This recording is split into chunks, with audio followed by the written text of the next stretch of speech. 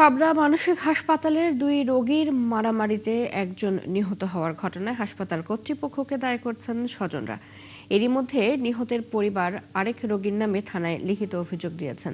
রোগীর স্বজনরা বলছেন, এ ঘটনায় মানসিক হাসপাতালের নিরাপত্তা ও চিকিৎসা পদ্ধতি প্রশ্নবিদ্ধ হয়েছে। আর কর্তৃপক্ষ বলছে, জনবল সংকটের কারণে তারা চাইলেও সবকিছু মনিটরিংয়ের মধ্যে রাখতে পারেন না। মোস্তাফিজুর রহমানের প্রতিবেদন। সুস্থতার আশায় স্বামী নাজমুলকে গত 2 জুন মানসিক হাসপাতালে ভর্তি করিয়েছিলেন বিলকিস খাতুন, কিন্তু একদিনের ব্যবধানেই সেই আশায় পরিণত হয়েছে দুঃস্বপ্নে। কারণ পরদিন ভোরে খবর আসে একই ওয়ার্ডে ভর্তি আরেক রোগীর মৃত্যুর ঘটনায় অভিযুক্ত হয়েছেন নাজমুল।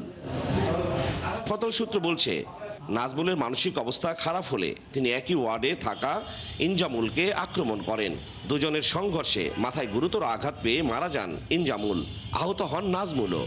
কেন এরকম হলো, কিসের কারণে আমি তাও জানি না। আচ্ছা, ওরা তো গার্ডের লোক থাকে, তাই না? আমার স্বামী যখন দিলাম অভিযোগ তো ওখানে আছে যে ও মারধর করতেছে, ওরা শিফটের জন্য আপনাদের কাছে পাঠাইছে। ওরা যদি বলতো যে আমরা পারবো না, তাহলে আমরা চেষ্টা করে দেখেন যেরকম বাইরে রাখতেছিলাম ওরকমই ট্রিটমেন্ট দিতাম। আমার ছেলে ছেড়ে দেন, আমি নিয়ে যাচ্ছি চিকিৎসা করি গিয়া।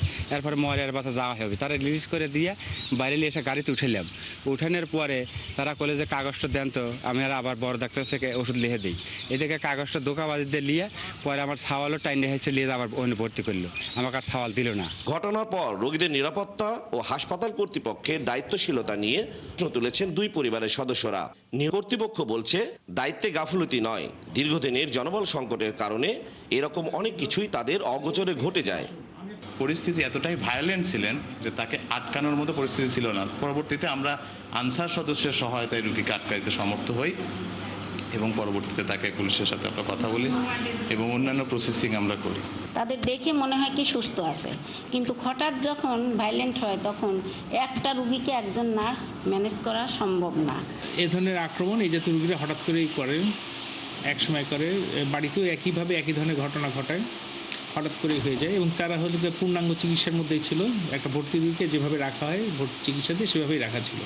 ঘটনা তদন্ত করছে পুলিশ। তদন্ত কর্মকর্তা জানান, আইনি প্রক্রিয়ার পাশাপাশি মানসিক রোগীর সুস্থতা ও ঘটনার পারিপার্শ্বিকতা যাচাই করে তদন্ত প্রতিবেদন দেওয়া হবে। এই বিষয়ে আমাদের সদর থানায় একটা মামলা হয়েছে এবং যে আসামি তার বিরুদ্ধে আইনিভাবে ব্যবস্থা প্রক্রিয়াধীন অলরেডি মামলা হয়েছে। তো যেহেতু সে মানসিক রোগী আছে এবং এই বিষয়টি পর্যবেক্ষণাধীন, পরবর্তীতে এক্সপার্ট অপিনিয়ন নিয়ে আমরা পরবর্তী আইনি ব্যবস্থা আমাদের চলমান রয়েছে।